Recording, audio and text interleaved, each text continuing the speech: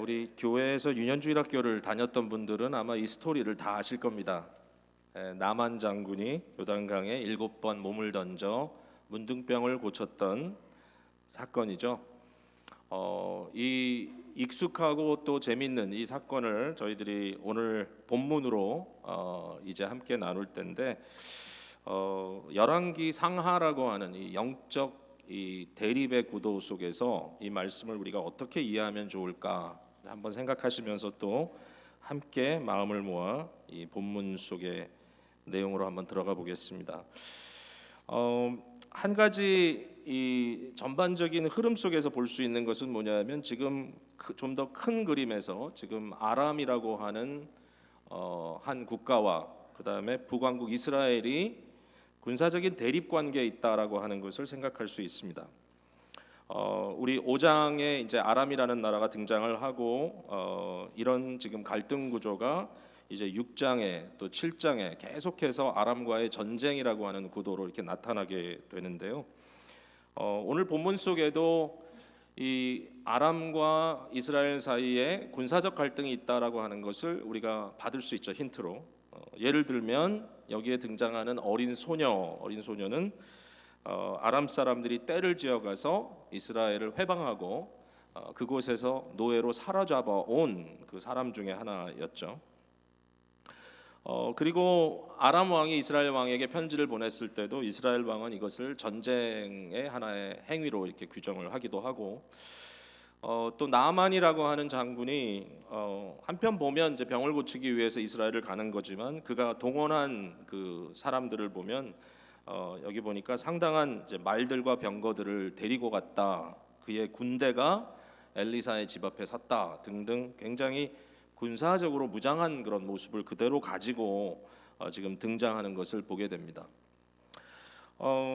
언뜻 보면 이제 이거 대립은 분명하죠. 그러니까 이제 아람이라고 하는 한 이방 나라와 이스라엘 나라의 대립이고, 이 두 나라의 대립 가운데 어떤 영적인 분쟁 라인이 이렇게 분명하게 딱 거질 것 같이 이제 여겨지는데, 이제 놀랍게도 오늘 본문은 이제 그 부분을 부수는 겁니다. 우리의 사고를. 분명히 아람은 나쁘고 이스라엘은 좋고, 그죠? 하나님은 이스라엘을 도우시고 아람을 돕지 않고, 뭐 이런 식으로 이제 구도가 되면 우리도 생각하기 쉽죠. 신앙생활하기도 편하고 어떻게 하면 복 받고 어떻게 하면 복을 못 받는지 뭐 그냥 딱 나뉘어지니까 우리가 어느 편에 서야 되고, 굉장히 쉬워질 수 있는데, 들여다 보니까 영적 전쟁의 라인이 그렇지가 않더라라는 것입니다. 적국인 아람의 군대 장관인 나아만이 이스라엘의 하나님을 만나게 되고, 우리가 다 읽진 않았지만 이제 끝 부분이 굉장히 이게 아주 셋한 아주 비극으로 끝나죠. 이 게하시라고 하는 어떻게 보면 가장 엘리트 제자, 그러니까 엘리사의 곁에서 엘리사를 돕던, 결국 엘리사도 엘리야를 그렇게 도왔던 사람 아닌가요? 그러니까 가장 엘리트인 선지자의 제자가 결국은 모든 일을 그르치고 그의 몸에 문둥병이 돋는, 결국 뭐죠? 나만이 문둥병자였지만 그 문둥병은 치유를 받고 도리어 가장 가까운 곳에서 은혜 혜택을 받아야 될 게하시는 문둥병자가 되는, 이런 결과가 나타나는 걸 보면 여기에 이게 그냥 예사롭게 봐서는 안 되겠구나. 우리의 신앙생활에 있어서 하나님의 말씀을 좀 더 자세히 들여다봐야 되는 이유가 여기 있는 거죠. 그냥 즐겁게만 볼 수 있는 책은 아닌 것 같습니다, 이 부분이. 자, 몇 가지로 오늘 본문 속에서 우리가 믿는 하나님에 대해서 좀 얘기를 해보고 싶습니다. 첫 번째, 우리가 믿는 하나님은 어떤 하나님이냐? 오늘 본문이 우리에게 보여주는 하나님은 그의 주권 아래 자유로운 하나님이십니다. 하나님은 물론 자기의 인격, 하나님의 성품에 상반되는 자기 스스로를 배반하는 행동은 하지 않으십니다. 우리가 그건 이제 말씀을 통해서 알지만, 그러나 하나님은 본질적으로 주권자십니다. 하나님 외에는 그런 존재가 없습니다. 유일하게 하나님은 하나님께서 의지하시는 대로 원하시는 대로 하셔도 거기에 대한 아무런 하자가 없습니다. 하나님은 자유롭게 하나님의 일을 하실 수 있는 분이신 거죠. 자, 그게 왜 이렇게 중요한가 하면은 우리가 그걸 오해할 때가 많다는 거죠. 왜냐하면 우리는 우리가 가지고 있는 사고의 틀 안에서 우리의 하나님을 정의하기를 좋아한다는 것입니다. 우리가 생각하는 하나님, 우리가 편안하게 우리의 것으로, 우리에게 속한 것으로 쉽게 생각할 수 있는 하나님. 이제 그러다 보니까 어떨 때는 그것이 좀 과다한 행위들로 나타나고, 그런 것들이 당연한 것처럼 남들을 도리어 배격하고, 나의 어떤 틀 안에서 내가 가장 익숙하게 편하게 섬기는 하나님만이 진짜 하나님이라고 이렇게 주장하는 그런 경우들이 생기는 거죠. 오늘 본문 말씀을 들여다보면 과연 하나님은 어디 계신가라는 질문이 그렇게 쉽게 답이 안 나와요. 이상하게도 이스라엘 백성들은 도리어 하나님을 배교하고 있고, 이스라엘의 왕은 그의 마음이 하나님을 떠나 있지만, 그러나 도리어 이방 나라에서 군대 장관으로 이스라엘을 괴롭히는 이 적국의 장수가 하나님을 만나게 되는 겁니다. 도대체 이게 무슨 일인가?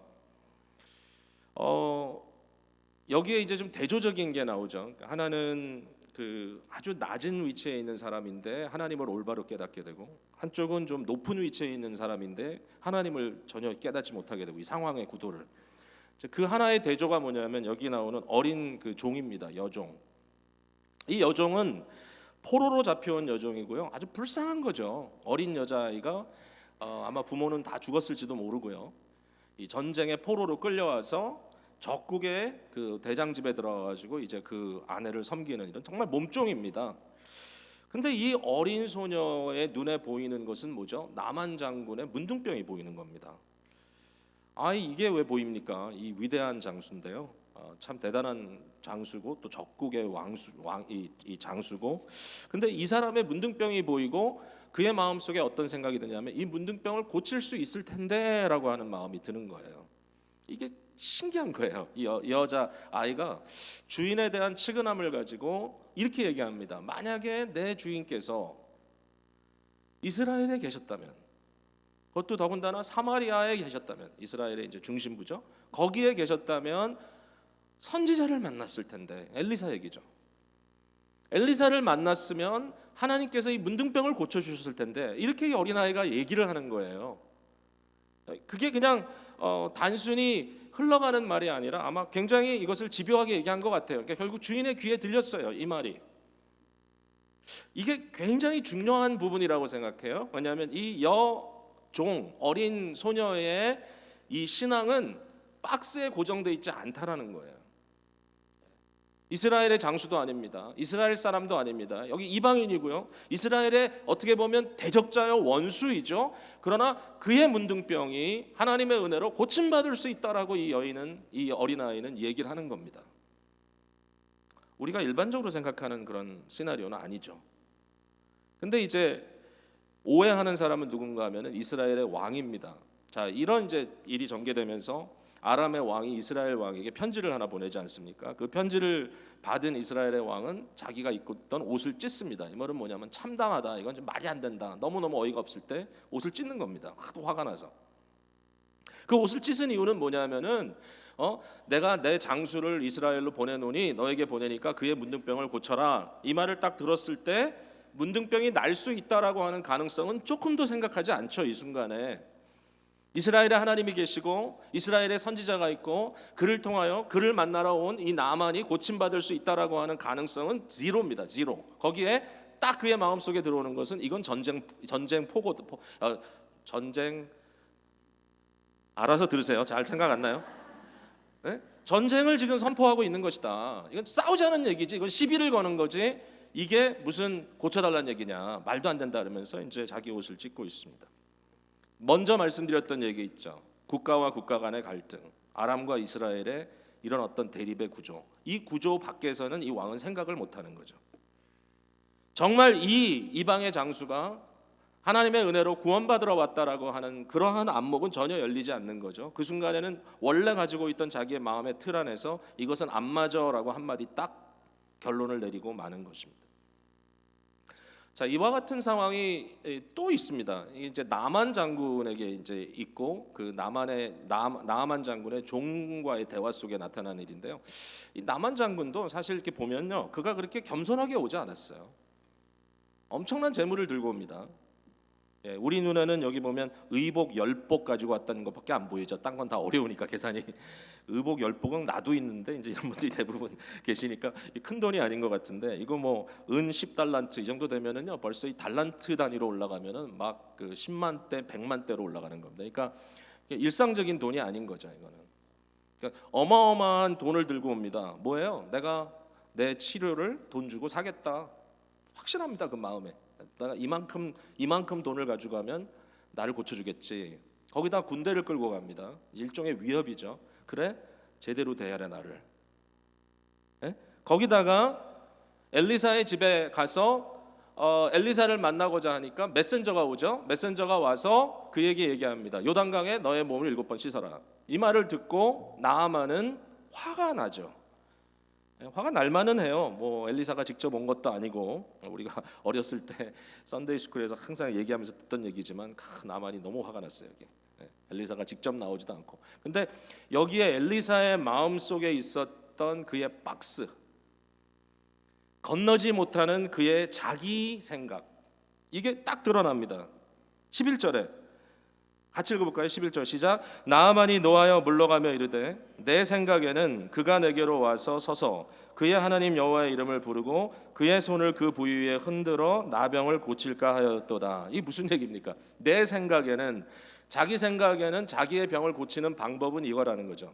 엘리사라고 하는 여호와를 섬기는 선지자가 와서 자기 앞에서 주문을 외우고 자기 위에 손을 흔들며 나의 병을 고쳐줄 것이다. 이건 어디서 나온 거죠? 그가 림몬이라고 하는 이 아람의 국가신, 아람의 지역신이 어떻게 그의 선지자들의 행동들을 보였는가, 이걸 그대로 그가 그냥 답습하는 겁니다. 똑같아요, 이방신은. 뭐가 달라요? 그냥 여호와라고 하는 이름만 바뀐 거예요. 예? 이전에 말씀드린 대로 여기에는 진정한 회심이 없어요.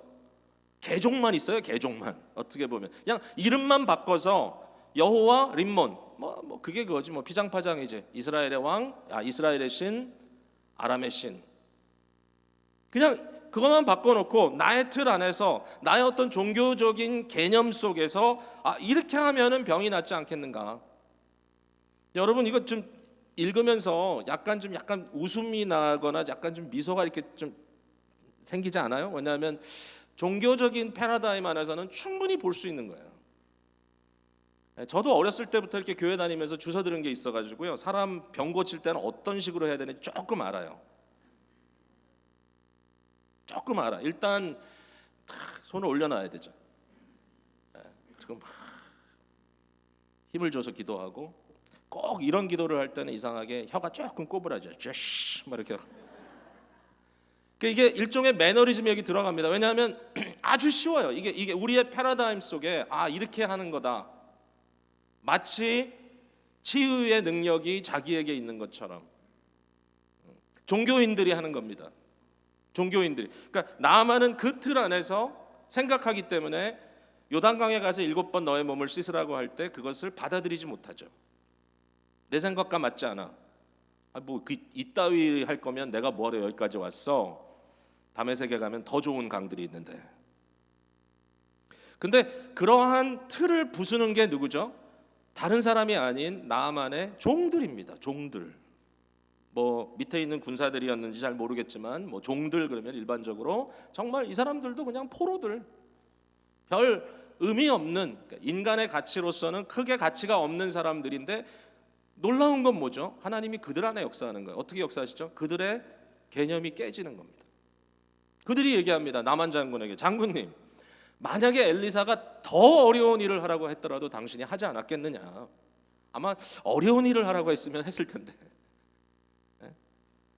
더 어려운 일을 하라고 했으면 당신이 했을 텐데, 아니 겨우 요단강에 가서 몸을 7번 담그라는 그 일을 못 하겠습니까? 기본적인 종교적인 상식은 아니죠. 쉬워서는 안 되죠. 이렇게 쉬우면 어떻게 해요? 그러나 혹시 하나님께서 이렇게 은혜를 주시는 게 아닐까요? 이거 생각은 왜 못하죠? 우리 박스 속에 있으니까. 신약성경에 보면 이런 비슷한 상황이 여러 번 이제 펼쳐지는데 그 중에 대표적인 게 뭐죠? 유대인들의 마음입니다. 유대인들은 스스로 영적인 자들이라고 자처하면서 그들이 예수에 대해서 받아들였습니다. 많은 유대인들이. 그래서 유대주의자 그리스도인들이 생겨났습니다. 그들은 예수님이 메시아라는 걸 받았는데 뭘 못 받았죠? 이방인들이 예수 그리스도를 믿음으로 말미암아 구원받을 수 있다는 것을 받아들이지 못했어요. 왜 못 받아들입니까? 너무 쉬워서. 어떻게 되죠? 그들이 먼저 유대화돼야 됩니다. 그들도 유대인처럼 음식을 먹어야 되고 유대인들의 종교 일들을 지켜야 되고 유대인처럼 할례를 받아야 되고 저들이 공개적으로 유대화되지 않고는 예수를 믿는 것 갖고는 구원받을 수가 없다. 이게 저들의 생각입니다. 너무 쉽습니다. 바울 사도는 너무 쉽습니다. 그렇게 해서는 안 될 것 같습니다. 바울 사도는 그렇게 하지 않았습니다. 빌립보에 가서 바울이 이방인들에게 전도를 하기 시작하는데 빌립보는 오늘로 얘기하면 유럽입니다. 그리스입니다. 그곳에서 전도를 하다가 감옥에 들어가게 됐습니다. 밤에 한밤중에 찬송을 하는데 지진이 일어나고 옥문이 열리죠. 그때 그 옥을 지키던 간수는 자기가 지키던 죄수들이 다 도망갔다고 그냥 그렇게 결론을 내리고 자기를 죽이려고 하죠. 그때 바울과 실라는 도망가지 않습니다. 무슨 생각을 했는지 도망가는 게 훨씬 더 자연스러운데 그리고 자결을 하려고 하는 간수를 향하여 너를 해하지 말라라고 얘기합니다. 그때 이 간수가 뭐라고 외칩니까? 선생들이여 내가 어떻게 하여야 구원을 얻으리까? 바울 사도는 그에게 너무 쉽게 얘기합니다. 주 예수를 믿으라. 그리하면 너와 내 집이 구원을 얻으리라. 여러분 그날 밤에 그 모든 식구들이 복음을 듣고 세례받았습니다. 저도 그 구절에는 좀 의문이 갑니다. 적어도 6개월 학습 교육을 시켜야 세례 주는 거 아니냐? 이게 도대체 뭐냐 이게? 이렇게 쉽게 해서 되겠는가? 교회가 이러면 되겠습니까? 한마디 하고 싶어요 저도 바울에게. 좀 기다렸다가 나중에 교회 만들고 나중에 이렇게 돌아오는 길에 세례를 주셔야지 그날 밤에 충동적으로 세례 주시면 되겠습니까? 그러나 분명히 성경에는 하나님을 믿음으로 온 가족이 기쁨이 충만했다라고 써 있어요. 이게 복음인데 틀을 깼잖아요. 모든 면에 이렇게 하자는 얘기는 아니에요. 우리가 좀 조심스럽게 해야 될 부분이 분명히 있지만 그러나 하나님은 하신다는 거예요. 하나님의 하나님 되심 속에 나타나는 자유로움. 결국 열왕기서의 관점에서 우리 하나님을 봐야 되는 거예요. 우리 눈으로 봐서는 안 돼.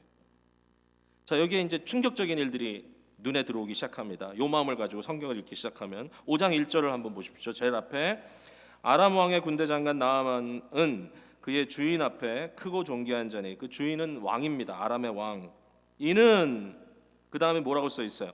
여호와께서 전에 그에게 아람을 구원하게 하셨습니다. 그는 큰 용사이나 나병 환자더라.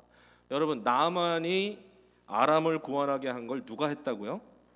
여호와가 했다는 거. 이거 잘못 쓴 거죠 분명히. 잘못 쓴 거죠. 언뜻 보면 지나갈 수 있어요. 그러나 열왕기 상하를 쓰고 있는 어떻게 보면 지극히 유대주의적인 마인드를 가지고 기술했을 것 같은 지극히 자기중심적으로 썼을 것 같은 그러나 그 사람들의 펜에서 나오는 고백은 여호와께서 전에 그를 통하여 아람을 구원했다. 여러분 이거는 오늘날 우리의 패러다임에서도 좀 받아들이기 어려운 겁니다. 정말 신앙적인 패러다임으로 들어가지 않으면 국가와 국가대의 패러다임에서는 이건 우리가 받아들이기가 어려워요. 네? 영원한 우리의 적수 어떤 다른 나라가 우리 해서 승리를 했는데 하나님이 이기게 해주셨다 이런 얘기했다가는 다 안 되잖아요. 큰일 나잖아요. 그러나 적어도 성경을 기록하고 있는 성령의 음성이 우리에게 들리기는 적어도 이 부분을 우리가 허물어야 되는 부분이죠. 하나님은 나의 나라의 나의 문화의 나의 민족의 하나님 그 정도가 아니구나. 하나님은 자유로운 구원자 하나님이시구나. 결국은 나아만 장군의 병을 고쳐주시고 나아만 장군이 다른 사람도 아닌 나아만 장군이 이스라엘 백성들은 수많은 배교가 일어나고 이스라엘 백성들은 수많은 우상신들을 섬기고 있는 이 시대에 다른 사람도 아닌 나아만 장군이 말하기를 이스라엘의 하나님 여호와밖에는 다른 신은 없다라고 유일신 하나님을 선포하는 일이 나타나잖아요. 좀 이해할 수 없는 일들이 그 이후에 나오죠. 나아만 장군이 흙을 좀 몇 덩이 가져가겠다고 이렇게 얘기를 합니다. 나귀에다가 두 마리 나귀에 실을 수 있는 만큼의 흙을 잔뜩 담아서 가겠습니다. 허락해 주십시오. 이건 흙 가지고 간다는데 엘리사가 막을 길은 없겠지만 아마 그 의미를 얘기한 거겠죠. 여러분 왜 흙을 싣고 갔을까요? 여기에 나만이 하는 말이 이제부터는 종이 다른 신들에게는 제사를 드리지 않고 오직 하나님께만 드리겠다. 이제 이렇게 얘기하면서 흙을 가지고 가겠다 그래요. 저도 막 고민을 많이 해봤어요. 이게 무슨 뜻일까? 모르겠어요. 정확한 건 모르겠지만 일반적인 견해는 이스라엘의 하나님, 자기가 이제 생각할 수 있는 자기의 논리 안에서 하는 거죠. 그 이스라엘의 하나님, 그 이스라엘의 흙을 가지고 가가지고 비록 자기가 아람에 있지만, 비록 자기가 시리아에 있지만, 그러나 그곳에 그 흙을 펼치고 거룩한 땅에서 하나님을 예배하겠다. 이제 이런 나름대로의 생각이 있는 겁니다. 저 같으면 좀 복잡하게 설명을 해줄 것 같아요. 그렇게 안 해도 된다고. 그냥 가서 하나님 예배하고 기도하라고. 그러고 싶지만 엘리사는 평안히 가라. 또 이상한 얘기도 합니다. 림몬이라고 하는 신을 아람 사람은 섬기는데 아람 왕이 여전히 나의 주군이고 나는 그 사람의 녹을 먹고 사는 사람이니까 내가 다시 아람으로 돌아갈 수밖에 없고 거기에서 믿지 않는 이방 문화 속에서 이방 종교 가운데서 내가 서바이브하는 하나의 방법은 그들이 하고 있는 리추얼에 할 수 없이 어쩔 수 없이 참여할 수밖에 없다. 거부할 수 없다. 내가 왕 옆에 서서 왕이 나를 부축하고 내가 림몬 앞에 할 수 없이 왕 때문에 몸을 굽힐 때에 내 마음은 그것을 섬기지 않는다. 미리 선언합니다. 나는 오직 여호와만 섬깁니다. 그러나 그 상황에서 내가 몸을 굽힐 수밖에 없는 이 상황, 이 일에 대하여 종을 용서해 주시기를 미리 구합니다. 여러분 되게 복잡한 거예요. 이건 선교학적으로도 좀 어렵게 풀어야 될 문제이기 때문에 제가 쉽게 뭐라고 오늘날 적용해서 그냥 몇 가지로 얘기할 수는 없어요. 그러나 이렇게 어려운 복잡한 상황 속에서도 어떻게 해요? 평안히 가라. 저는 제 마음속에 이 부분에 대해서 한 가지 결론을 내린 건 뭐냐면은 보이지 않는 곳에 우리가 알지 못하는 곳에도 하나님의 제자들이 있다라는 것이죠. 예수님을 따르던 12제자만 있는 것이 아니라 멀찍이 따랐던 아리마대 요셉도 있고 니고데모도 있었습니다. 성경은 그분들이 예수 그리스도를 따르는 제자여 하나님의 나라를 기다리는 자였다고 하는 말을 아끼지 않습니다. 엘리야만 있었던 것이 아니라 바알의 앞에 무릎을 꿇지 않았던 7,000명의 선지자들이 있었습니다. 숨겨져 있었지만 그들 가운데 역사하는 하나님, 그리고 하나님 말씀하시죠. 남겨뒀다.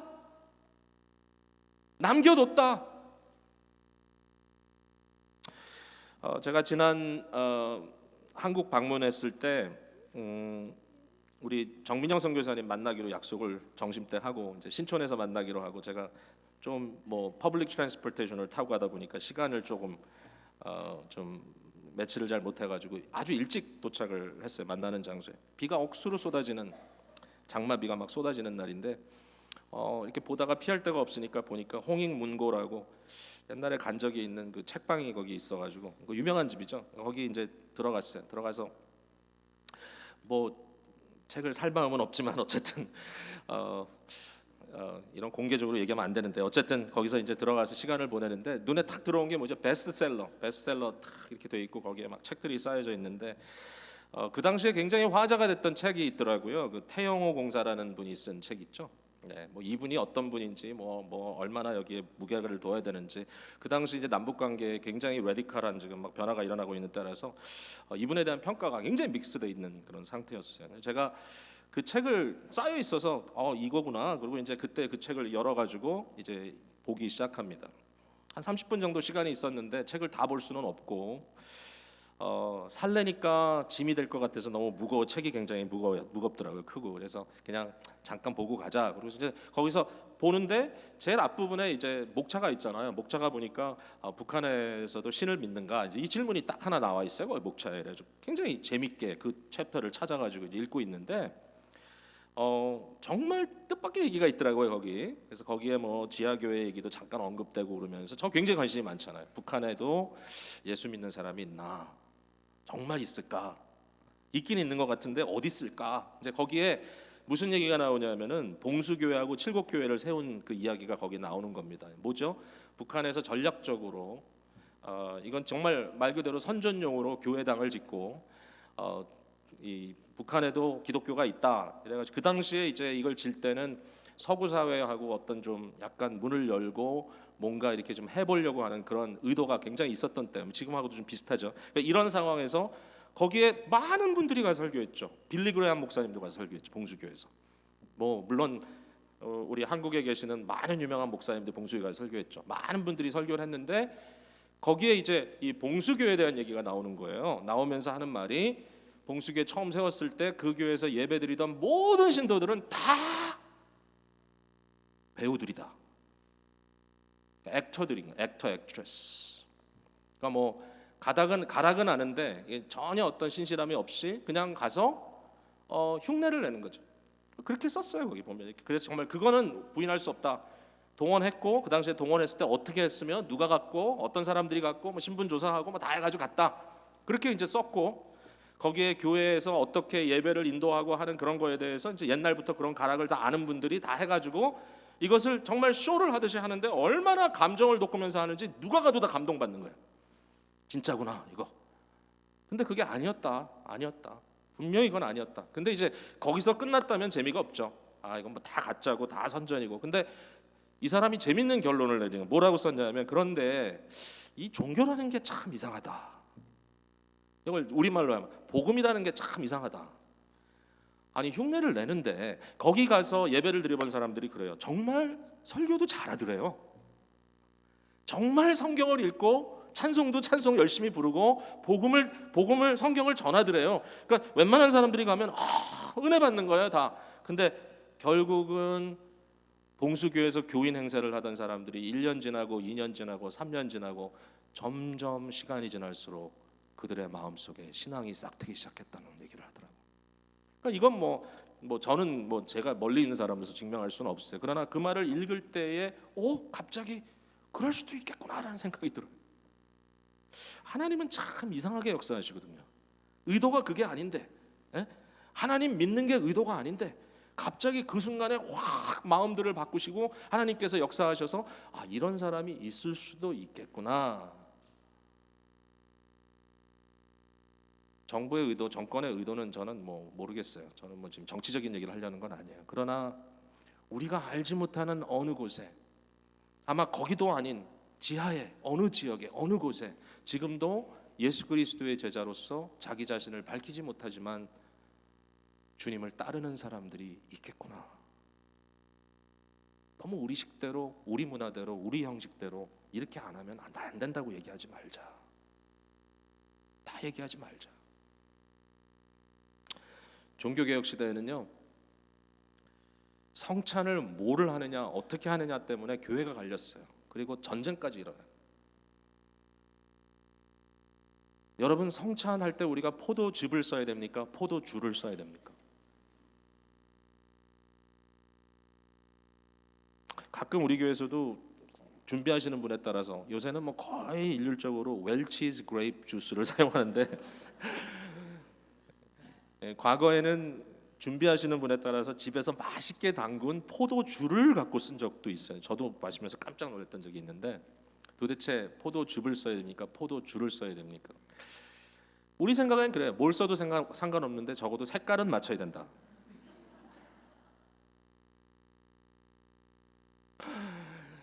우리 선교학 가르치던 목사님, 우리 교수님이 하던 얘기가 2차 대전 때 신앙을 지키기 위해서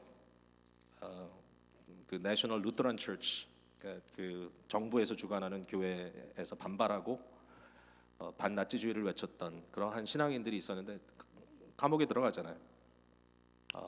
수용소에 들어가기도 하고. 그런 분들이 그 안에서 성찬을 하는데 성찬을 하기 위해서 없잖아요. 빵을 주고 물은 주지만 딴 거 없으니까 그때 기록이 있대요. 성찬을 뭐로 했느냐? 사과를 준 걸 갖고 즙을 짜가지고 성찬을 했대요. 색깔이 다르잖아요. 그거는 안 되잖아요. 그거는 안 되는 겁니까? 죽음 앞에서 예수 그리스도의 죽으심과 부활을 기리기 위하여 사과즙을 짜서 예수님의 흘리신 피라고 그것을 먹고 마시는 사람들의 모습 속에 하나님 계십니까?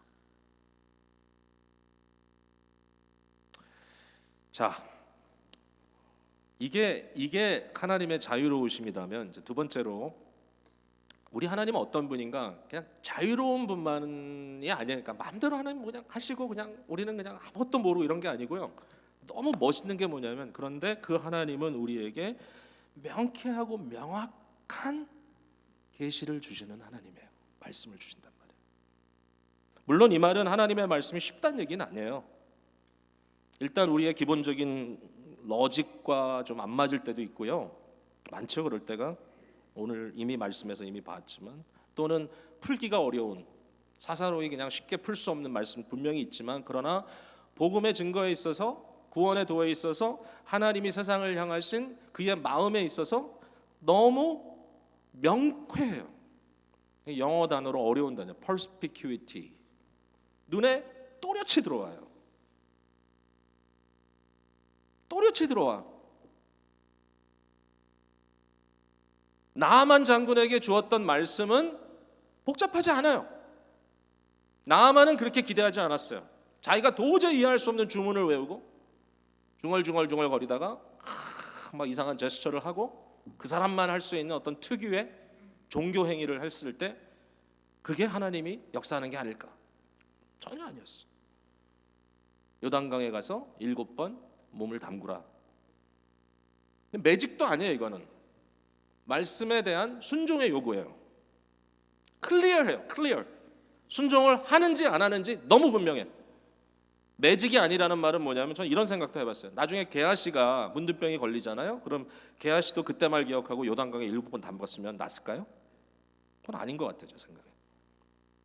매직이 아니야. 이건 무슨 어떤 마술이 아니야. 요단강이 중요한 게 아니고 심지어는 7번이라고 하는 그 숫자 자체에 어떤 파워가 있는 거 아니야. 어떤 주문이 아니야. 이거는 뭐죠? 복음이에요. 복음. 하나님의 국률이 너한테 이렇게 나타날 것이다. 네가 하나님의 국률을 믿고 하나님의 능력을 믿고 네가 이 심플하고 단순한 말에 순종하면 주께서 너도 고쳐줄 것이다. 심플한 말이야. 그 말을 처음엔 못 들었지만 나중엔 들었어요. 너무 심플해요. 바울 사도가 아테네에 갔을 때 사도행전 17장에 아테네 사람들의 종교심이 너무 극성스러워서 그들이 여러 제단을 만들어 놨다가 하나에는 알지 못하는 신 unknown God이라고 하는 제단을 만들어 놓고 그 앞에 제사를 드린다는 거죠. 여기에 대해서 바울 사도가 아테네 사람들에게 이렇게 얘기합니다. 알지 못하던 시대에는 너희처럼 무지한 너희들만 알고 있는 시대에는 하나님께서 이런 너희의 무지함을 간과하셨지만 그대로 두고 보셨지만 그러나 이제는 지금은 어디든지 사람에게 다 명하사 회개하라 하셨다. 여러분 이 말 들려요? 모든 사람에게 믿을 만한 증거를 주셨다. 뭐죠? 예수 그리스도가 오셨고 그가 십자가를 지셨고 그가 우리를 위하여 대속하셨고 피를 흘리셨고 그 피에 씻음이 있고 그는 죽음을 이기고 부활하셨다. 우리에게 영원한 생명이 무엇인지를 말씀해 주셨다. 그러므로 이제는 어디든지 누구든지 모두에게 명하사 회개하라 하셨다. 어려워요? 나만이 아무리 많은 돈을 가져오고 아무리 큰 군대를 몰고 와도 자기를 구원할 수 없습니다. 아무리 극기를 행해도 그게 그에게 구원이 될 수가 없습니다. 높은 절벽에서 떨어진다고 해도 그것 갖고 구원받을 수 없습니다. 하나님의 말씀대로 해야 합니다. 명료합니다. 여러분 스스로 구원받을 수 없습니다. 우리 다 죄인입니다. 죄인 아닌 사람 하나도 없습니다. 죄 얘기하면 싫어한다고요? 참 비극입니다. 죄 얘기를 당연하게 생각하십시오. 우리 다 죄인입니다. 우리 스스로 구원받을 수 없습니다. 약간의 죄라도 내가 씻을 수 있는 힘이 없습니다. 왜냐하면 하나님 거룩하심이 바이올레이트 되고 하나님이 진노하시는 일이기 때문에. 저 죄인입니다. 죄를 졌습니다. 또 죄를 집니다. 안타깝게도. 그러나 날 위해 대속하신 예수 그리스도의 그 구원의 은혜를 믿고 예수님의 피가 성령의 은혜로 나의 심령에 지금 뿌려지고 내가 주님 믿습니다. 나를 불쌍히 여겨 주시옵소서. 내가 주님 앞에 나의 죄를 회개합니다. 내가 이제 돌이키겠습니다. 주님 앞에 마음을 다하여 나올 때 주께서 용서하십니다. 이게 구원입니다. 그리고 영원한 나라가 우리에게 약속돼 있다. 그리고 하나님의 나라 백성으로 우리를 불러주셨다. 여러분, 시간이 지나서 해결되지 않습니다. 죄가 있습니까? 회개하셔야 합니다. 예수 그리스도의 십자가를 붙들어야 됩니다. 그리고 우리의 구원은 거저 주시는 은혜입니다. 아무리 큰 돈을 싸들고 와서 엘리사에게 돈을 안겨주려고 해도 엘리사는 받을 수가 없습니다. 나아만의 치유 사건에 값을 매길 수가 없어요. 거절합니다. 끝까지 거절합니다. 뭘 알아야 됩니까? 거저 주시는 은혜를 알아야 합니다. 하나님의 긍휼이라는 것을 알아야 합니다. 하나님 편에서 대가를 치르시고 용서해 주시는 것임을 알아야 합니다. 그가 수도 없이 하나님의 마음을 아프게 했지만 그러나 하나님이 그도 용서하시는 그의 긍휼하심을 알아야 되는 거죠. 그럼 어떻게 해야 돼요? 이제 할 수 있는 건 하나밖에 없어요. 그의 존재 자체가 하나님의 은혜의 영광을 찬송하는 그 자체밖에 없어요. 에베소서 1장 5절 6절에 그 기쁘신 뜻대로 우리를 예정하사 예수 그리스도로 말미암아 자기의 아들들이 되게 하셨으니 이는 그가 사랑하는 자 안에서 우리에게 거저 주시는 바 그의 은혜의 영광을 찬송하게 하려는 것이라. 이 자리에 계신 사랑하는 우리 성도 여러분 누구시든지 간에 또 어떤 삶의 과정 속에 지금 이 자리까지 와 계시든지 간에 여러분이 어떻게 교회 생활을 하셨고 지난주에 만났던 한 형제의 말처럼 교회는 그냥 죽어도 안 나갑니다. 너무너무 교회 가서 마음에 상처를 많이 받았습니다. 상처받죠. 상처받을 일이 많죠. 그러나 지금 이 순간에 들으셔야 될 메시지는 하나님이 세상을 여러분을 이처럼 사랑하사 그의 아들 독생자 예수 그리스도를 주셨고 그를 믿는 자들은 구원을 받는다라는 유일한 사실입니다. 오늘 그 주님 만나야 합니다. 어떻게 해요? 회개하세요. 돌이키세요. 내가 나의 마음과 뜻과 정성을 다하여 하나님 중심적으로 하나님 사랑하며 살기를 원합니다. 나를 변화시켜 주시옵소서.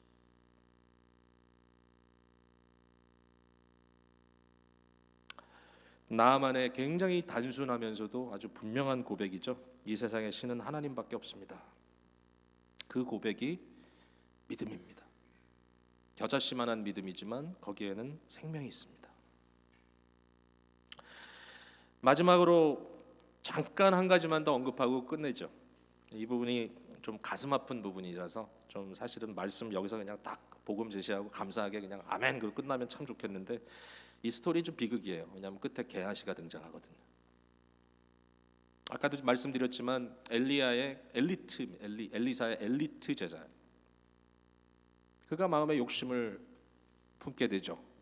저렇게 많은 돈을 가지고 저렇게 많은 좋은 걸 가지고 왔는데 그냥 돌려보내는 이 모습을 보고 게하시가 참다 못해 아주 비굴한 행동을 하죠. 나아만을 뒤따라갑니다. 그리고 가서 얘기합니다. 거짓말을 지어내죠. 선지자의 제자 생도들이 몇 명이 갑자기 찾아왔는데 줄 것이 없다. 우리 주인이 온 맷벌 가져오라 한다. 정말 가슴 아픈 일이에요. 나아만이 기다리던 일 아니에요. 내가 이거 어떻게 갚을 줄 모르는데 그래 잔뜩 가져가세요. 은 1달란트와 옷 2벌 달라 그랬는데 2달란트 받으라. 막 엄청난 돈을 안겨주고 옷도 줬어. 그 게하시가 가져갔습니다. 그러나 그 순간에 그의 인생은 자기의 심령의 악함을 그대로 드러낸 것이었습니다. 여러분, 제가 이렇게만 말씀드리고 오늘 말씀을 맺겠어요. 뭐냐면 이게 왜 우리에게 큰 경고가 되냐면, 정말 가슴 아픈 일이 되냐면요, 게하시는요 인간적으로 얘기하면 가장 종교적으로 우월한 자리에 있었어요. 가장 훌륭한 선생님 밑에서 하나님의 기적을 상식처럼 봤어요. 물론 말이 안 되지만 매일매일 일어나는 거예요. 하나님을 거부할 수 없는 자리에 있었어요. 그는 종교인이었어요. 익숙해요. 어떻게 행동해야 하는지, 기도는 어떻게 시작하고 어떻게 맺어야 하는지, 찬송할 때는 내 얼굴 표정이 어떻게 돼야 사람들이 좀 인정하는지 다 알았어요. 잘했어요. 아마도 사람들이 게하시 그러면 아 그래도 엘리트지 다 인정했어요. 근데 그게 그를 구원하지 못했어요. 뭐죠? 우리가 대리만족 받는 것 같고 구원받는 거 아니에요. 뭐가 필요한죠? 하나님이 우리에게 요구하시는 것. 우리 하나님은 어떤 하나님이냐? 우리의 심령의 반응이 꼭 필요합니다. 마음 중심에서 하나님을 바라야 합니다. 아무리 겉으로 흉내를 내도 안 됩니다. 아 이거 내 마음대로 안 되는데, 여러분 마음대로 안 되죠. 흉내 내려고 하면 안 됩니다. 뭘 해야 되죠? 회개해야 됩니다. 마음 중심으로부터. 안 되는 것도 회개하십시오. 하나님, 난 어떻게 말할 줄 모르고 어떻게 기도할 줄 모르고 어떻게 느껴야 될지도 모르겠지만 오늘 말씀 듣고 나니까 나는 죄인입니다.